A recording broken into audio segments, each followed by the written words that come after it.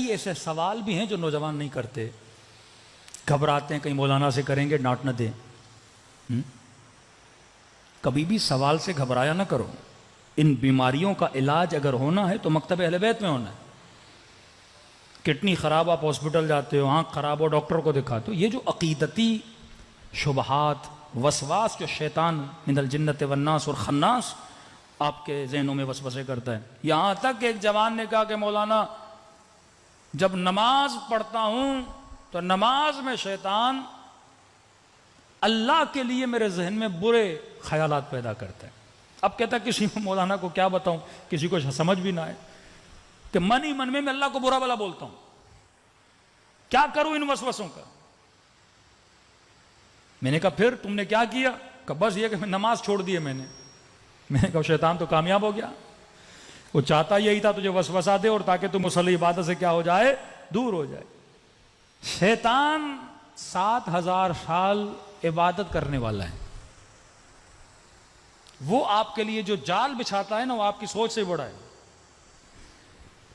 جب کوئی پلاننگ کرتے ہیں نا، کہتے ہیں ہم دشمن کو یہ کریں گے، پھر اس نے یہ کیا تو یہ کریں گے، پھر یہ کیا تو یہ کریں گے، وہ 10-20 اسٹیپس کی پلاننگ کرتے ہیں، سنگل اسٹیپ کی کوئی پلاننگ نہیں کرتا کہ اگر ہم نے یہاں سے راستہ روکا شاید وہاں سے آ جائیں۔ شیطان کی پلاننگ ایسے ہوتی ہے، اگر میں نے ایسے یہ بولا اس نے یہ نہیں کیا تو اس دروازے سے داخل ہو جاؤں گا، وہ دروازہ اس نے بند کیا فلاں دروازے سے داخل ہو جاؤں گا۔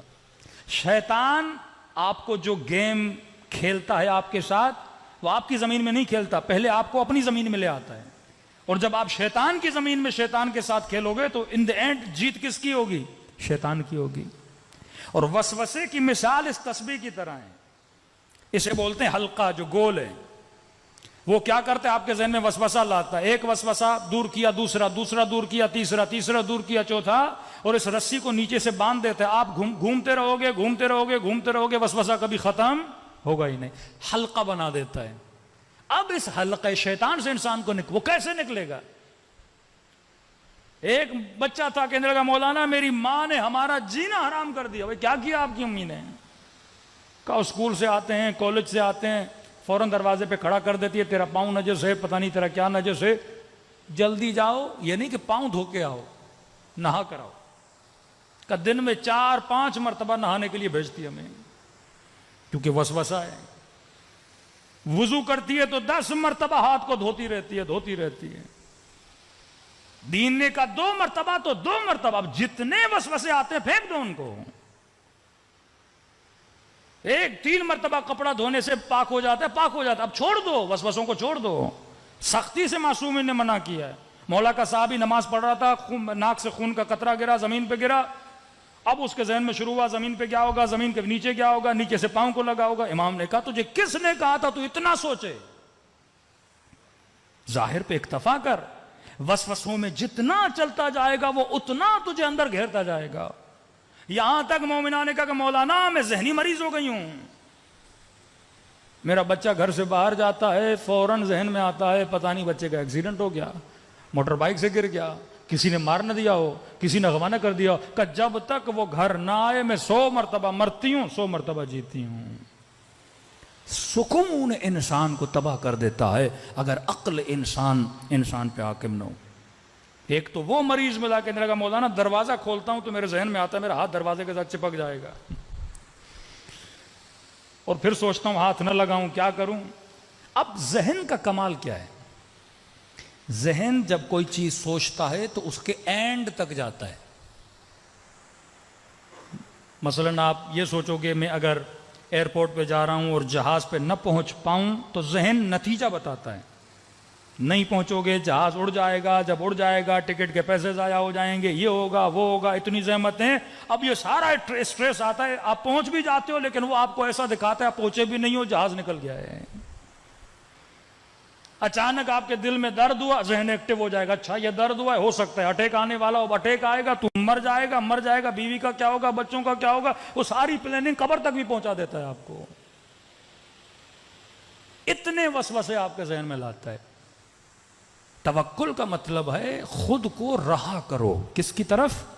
اللہ کی طرف۔ خود کو آزاد کرو، کس کی طرف؟ اللہ کی طرف۔ اب ہمارے استاد اخلاق تھے، یہی مسائل تھے انہوں نے کہا بھائی اس کا ایک ہی حل ہے کہ جس چیز سے، امیر المومنین کا ایک جملہ ہے، فرمایا جس چیز سے ڈرو اس کے اندر خود کو پھینک دو، ڈر ہی ختم ہو جائے گا۔ سوئمنگ پول میں مثلا بندہ جانے سے ڈر رہا ہے، ہاں پتہ بھی ہے پانی کمر تک ہے، کودوں گا مروں گا نہیں، لیکن وسوسہ وہم کہتا نہیں جاؤ گے تو مر جاؤ گے، مر جاؤ گے۔ اب مولا فرماتے کہتا ہے نا مر جاؤ گے تو جا کے دیکھو واقعا مرتے ہو کہ نہیں۔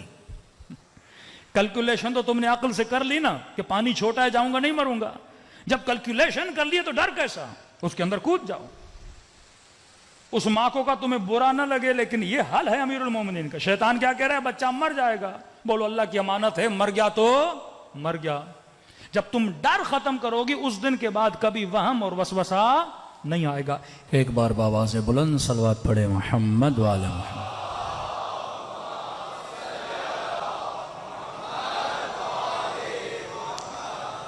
تو فرمایا جس چیز کا وسوسہ، جو خوف، جو ڈر تمہیں دلا رہا ہے، اس ڈر سے خود کو آزاد کر۔ جب تک آزاد نہیں کرے گا، دیکھیے دشمن کس چیز سے ڈراتا ہے؟ ڈراؤ، جھکاؤ، مارو۔ بولے گا میرا کام نہیں کرو گے اولاد کو ماروں گا، تجھے ماروں گا۔ یہی خوف اصحاب امام حسین کے اندر پیدا کرنا چاہتا تھا، لیکن یہاں پہ شجاعت دکھانی ہے کہ میرے مال کا مالک خدا، میری جان کا مالک خدا، ہر چیز کا مالک کون ہے؟ پروردگار عالم ہے۔ تو فرمایا جس بھی چیز سے ڈرو اس سے خود کو کیا کر دو؟ آزاد کر دو۔ اگر یہ ڈر ہے بچہ مر جائے گا کو میں نے اللہ کے حوالے کیا، جو ہوتا ہے دیکھا جائے گا۔ اگر یہ ڈر ہے مثلا یہ کام کروں کہیں اٹیک نہ آ جائے، وسوسہ ہوتا ہے، اب آنا نہیں بھی ہوگا، اسٹریس اتنا آئے گا وہ بالآخر تجھے کیا کر دے گا؟ موت کے قریب لے کر آئے گا۔ آج اکثر معاشرے میں وہم کی حکومت غالب ہے کہ میں یہ سمجھتا ہوں کہ یہ طاقت میرے پاس ہوگی تو میں کامیاب ہوں، مال میرے پاس ہوگا تو میں کامیاب ہوں، شہرت میرے پاس ہوگی تو میں کامیاب ہوں۔